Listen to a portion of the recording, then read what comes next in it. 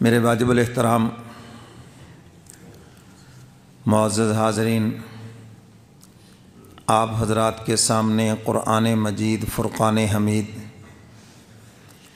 کلام الہی میں سے ایک آیت کریمہ تلاوت کی ہے۔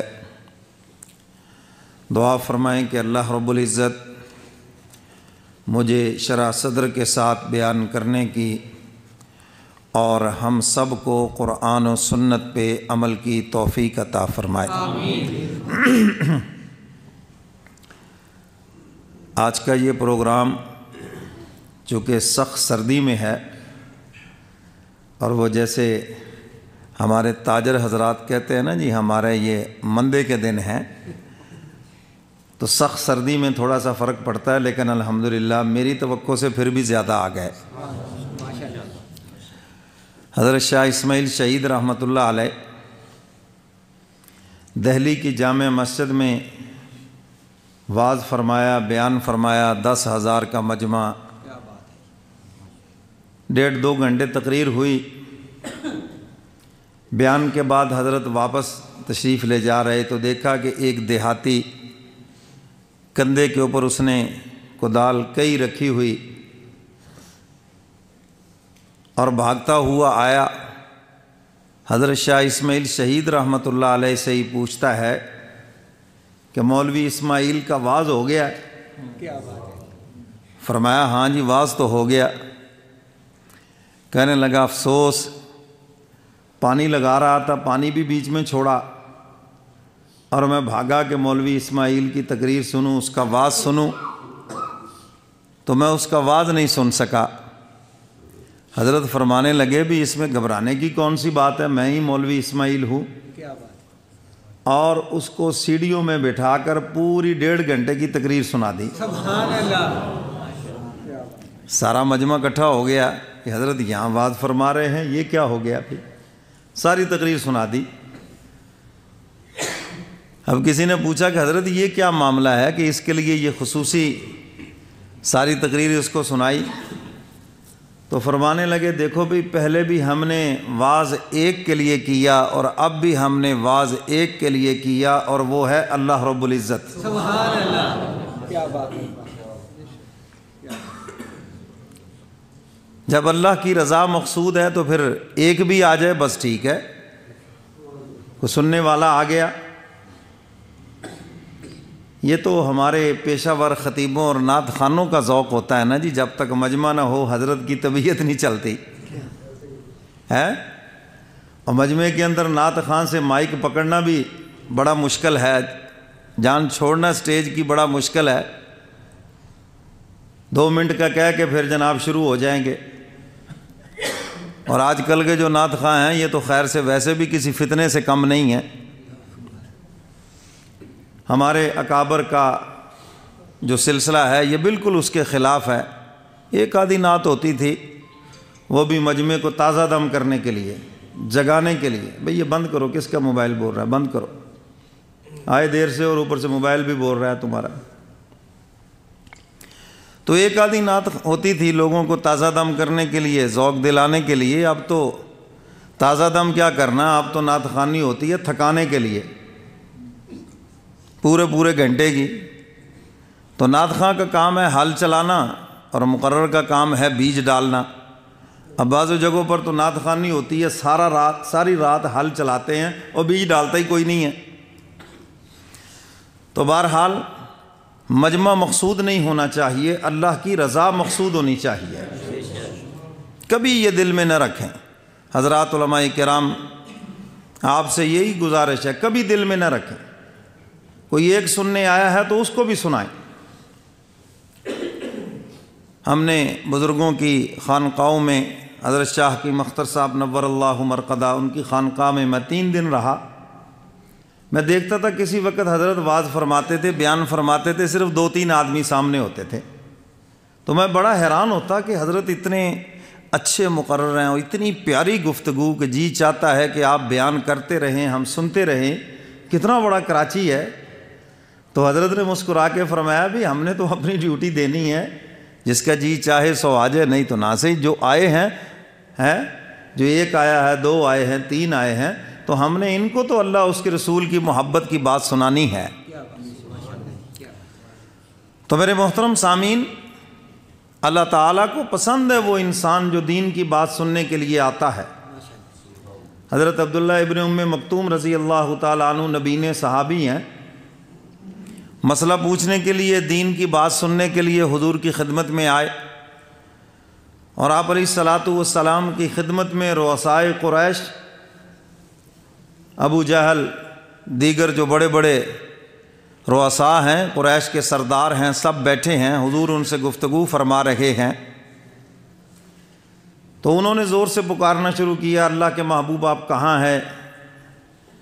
میں آپ سے مسئلہ پوچھنا چاہتا ہوں، دین کی بات سننا چاہتا ہوں۔ تو حضور کو کچھ ناپسند، ناگوار گزرا کہ یہ تو اپنا ہے، چلو اس کو بعد میں بتا دیں گے، اور یہ بات سننے کے لیے آئے ہیں، شاید ان کے دل میں بات اتر جائے۔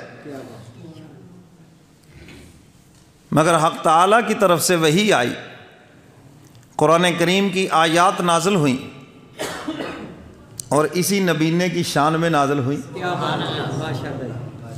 میرے استاد محترم حضرت مولانا ضیاء القاسمی مرحوم فرمایا کرتے تھے، ایک نبینہ حضرت کی خدمت میں نعت خواں آ گیا، حضرت نے فرمایا بھی ٹائم تو نہیں ہے لیکن تجھے ٹائم دے دیں گے جمعے پر، اس لیے کہ نبینوں سے مجھے بڑا ڈر لگتا ہے، نبینے کی وجہ سے اللہ نے اپنے محبوب کو بھی ڈانٹ دیا تھا۔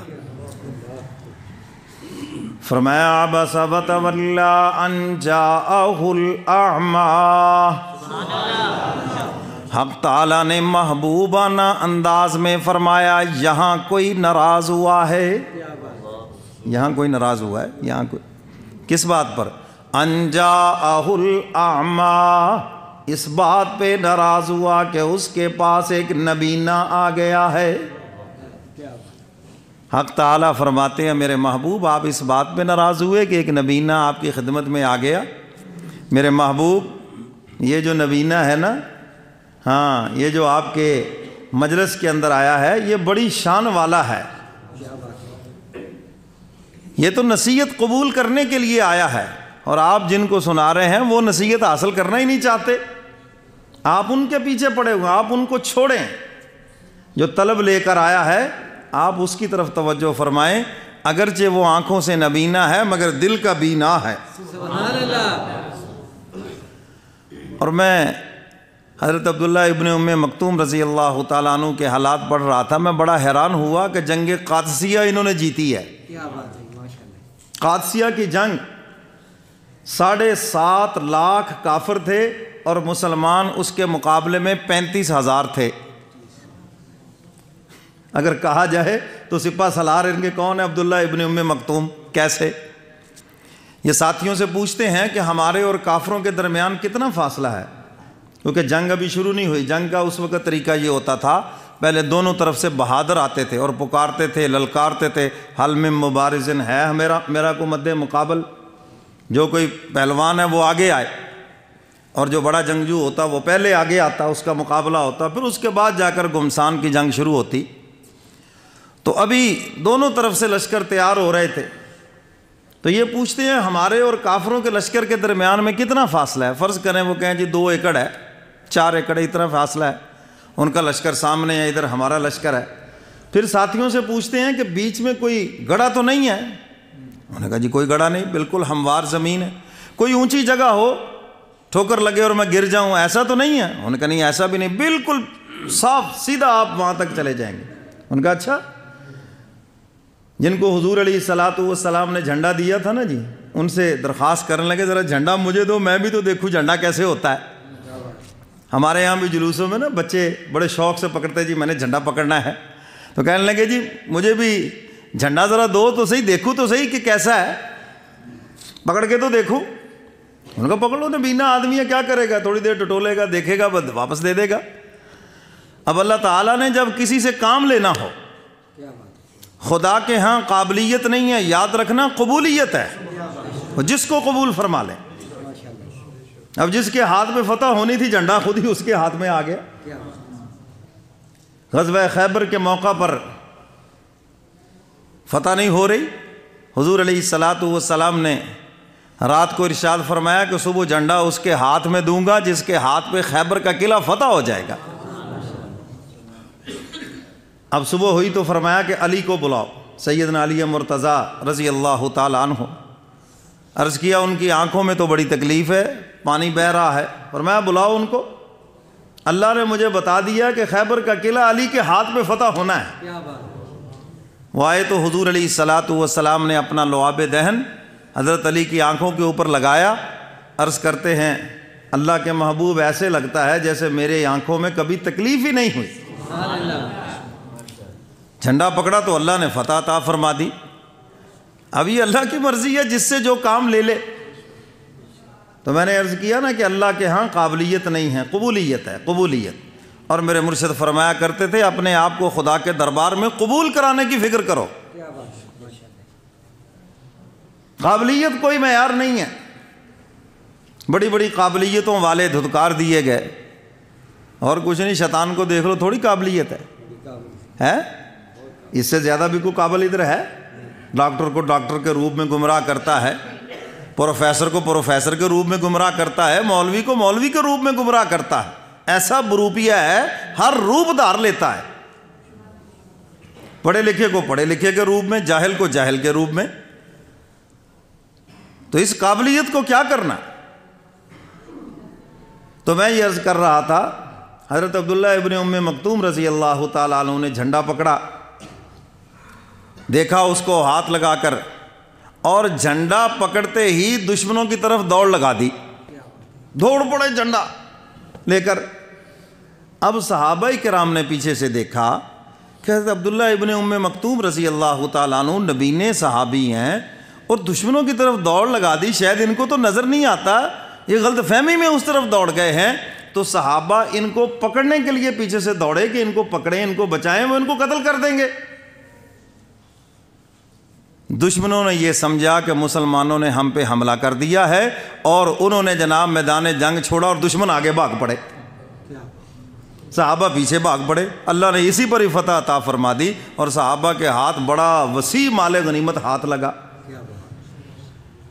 جس کے ہاتھ پہ اللہ نے فتح دینی تھی۔ تو میں یہ عرض کر رہا تھا کہ نبی نے صحابی ہیں، مگر اللہ نے دیکھو کتنا بڑا کام لے لیا۔ تو خدا کے ہاں اس کی قدر و منزلت ہے جو دین کی طلب رکھتا ہے، جو چاہت رکھتا ہے، چاہے وہ ایک ہی کیوں نہ ہو۔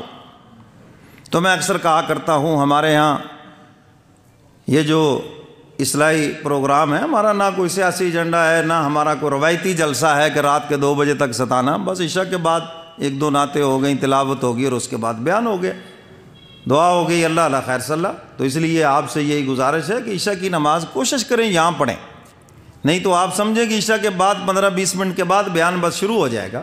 ہم نے اتنا لمبا نہیں کرنا کہ ساری رات آپ کو بٹھاتے رہے۔